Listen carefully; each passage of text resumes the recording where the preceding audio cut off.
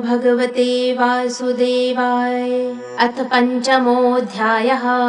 सूत उवाच।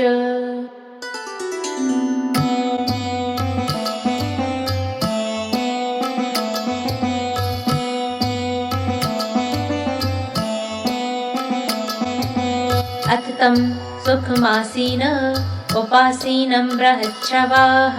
देवर्षिः प्राह विप्रर्षिं वीणापाणिः स्मयन्निव। नारद उवाच। पाराशर्य महाभाग भवतः कच्चिदात्मना परितुष्यति शारीर आत्मा मानस एव वा। जिज्ञासितं सुसम्पन्नमपि ते महदद्भुतं। कृतवान् भारितं यस्त्वं सर्वार्थपरिव्राहितं। जिज्ञासितमधीतं च यत्तद् ब्रह्म सनातनम्। अथापि शोचस्यात्मानमकृतार्थ इव प्रभो। व्यास उवाच। अस्त्येव मे सर्वमिदं त्वयोक्तं तथापि नात्मा परितुष्यते मे। तन्मूलमव्यक्तमगाधबोधं रक्षामहे त्वात्मभवात्मभूतं। स वै भवान् वेद समस्तगुह्यमुपासितो यत्पुरुषः पुराणः। परावरेशो मनसैव विश्वं सृजत्यवत्यत्तिगुणैरसङ्गः। त्वं पर्यटन्नर्क इव त्रिलोकी मन्तश्चरो वायुरिवात्मसाक्षी। परावरे ब्रह्मणि धर्मतो व्रतैः स्नातस्य मे न्यूनमलं विचक्ष्व। श्रीनारद उवाच।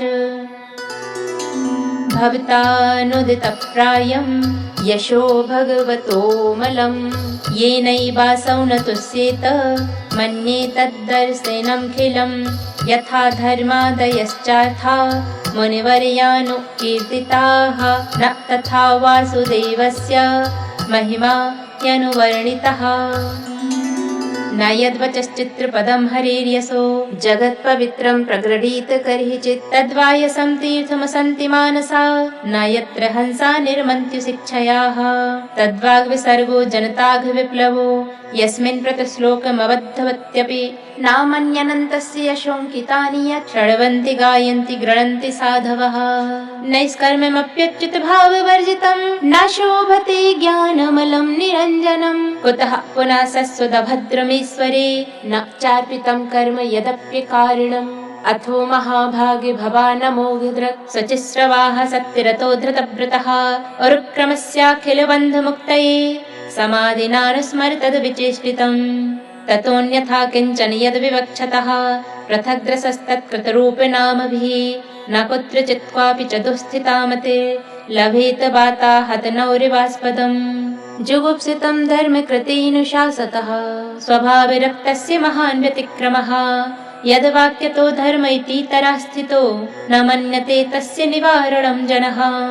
विचक्षणोऽस्यार्हति वेदितुं विभो रनन्तपारस्य निवृत्तितः सुखं। प्रवर्तमानस्य गुणैरनात्मनस्ततो भवान् दर्शय चेष्टितं विभोः। त्यक्त्वा स्वधर्मं चरणाम्बुजं हरेर् भजन्न पक्वोऽथ पतित्ततो यदि।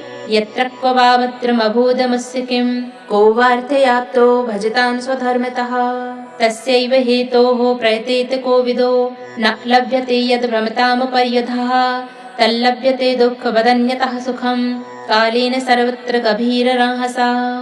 न वै जनो जातु कथञ्चन प्रजेन् मुकुन्द सेव्यन्यवदङ्ग संसृतिम्। स्मरन् मुकुन्दाङ्घ्र्युपगूहनं पुनर्विहातुमिच्छेन् नरसग्रहो यतः। इदं हि विश्वं भगवान् वेतरो यतो जगत्स्थान निरोध संभवाः।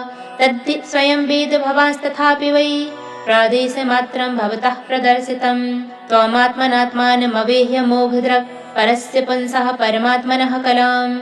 अजं प्रजातं जगतः शिवायतन् महानुभावाभ्युदयोऽधिगण्यताम्। इदं हि पुंसस्तपसा सुतस्य वा सृष्टस्य सूक्तस्य च बुद्धिदत्तयोः। अविच्युतोऽर्थः कविभिर्निरूपितो यदुत्तमश्लोकगुणानुवर्णनम्। अहं पुरातीत भवे भवं मुने दास्यास्तु कस्याचन वेदवादिनां। निरूपितो बालक एव योगिनां शुश्रूषणे प्रावृषिनिर्विविक्षितां। ते मय्यपेताखिल चापलेर्भके दान्ते दत्तक्रीडनकेन वर्तने।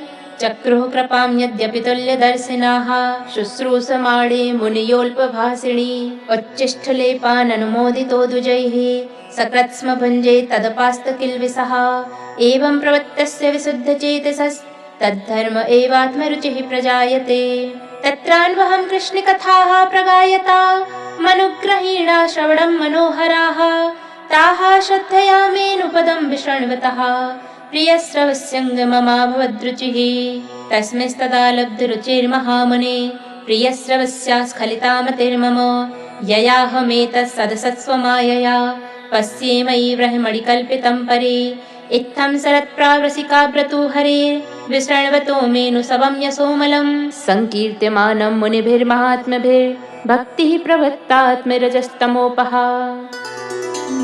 तस्यैवं मेनुरक्तस्य प्रसृतस्य हतैनसः श्रद्दधानस्य बालस्य दान्तस्यानुचरस्य च ज्ञानं गुह्यतमं यत्तत् साक्षात् भगवतोदितम् अन्ववोचन् गमिष्यन्तः प्रपयादीनवत्सलाः येनैवाहं भगवतो वासुदेवस्य वेधसः मायानुभावमविदम् येन गच्छन्ति तत्पदम् एतत् संसूचितं ब्रह्मस्तापत्रय चिकित्सितम् यदीश्वरे भगवति कर्म ब्रह्मणि भावितम् आमयो यश्च भूतानां जायते येन सुव्रत तदेव ह्यामयं द्रव्यं न पुनाति चिकित्सितम् एवं नृणां क्रियायोगाः सर्वे संसति हेतवः त एवात्मविनाशाय कल्पन्ते कल्पिताः परे यदत्र क्रियते कर्म भगवत्परितोषणं ज्ञानं यत्तदधीनं हि भक्तियोगसमन्वितं कुर्वाणा यत्र कर्माणि भगवञ्चिच्छया सकृत् गृह्णन्ति गुणनामानि कृष्णस्यानुस्मरन्ति च नमो भगवते तुभ्यं वासुदेवाय धीमहि प्रद्युम्नाय निरुद्धाय नमः संकर्षणाय च इति मूर्त्यभिधानेन मन्त्रमूर्तिममूर्तिकम् यजते यज्ञे पुरुषं स सम्यग्दर्शिनः पुमान् इमं स्वनिगमं ब्रह्मन् न वेत्य मदनुष्ठितम् अदान्मे ज्ञानमैश्वर्यं स्वस्मिन् भावं च केशवः त्वमप्यदभ्रश्रुतविश्रुतं विभोः समाप्यते येन विदाम्बुभस्सितम् आख्याहि दुःखैर्मुहुरर्दितात्मनां संक्लेशनिर्वाणिमुशन्ति नान्यथा जय जय श्रीमद्भागवते महापुराणे पारमहंस्यां संहितायां प्रथमस्कन्धे व्यासनारदसंवादे पञ्चमोऽध्यायः। श्रीकृष्णार्पणमस्तु।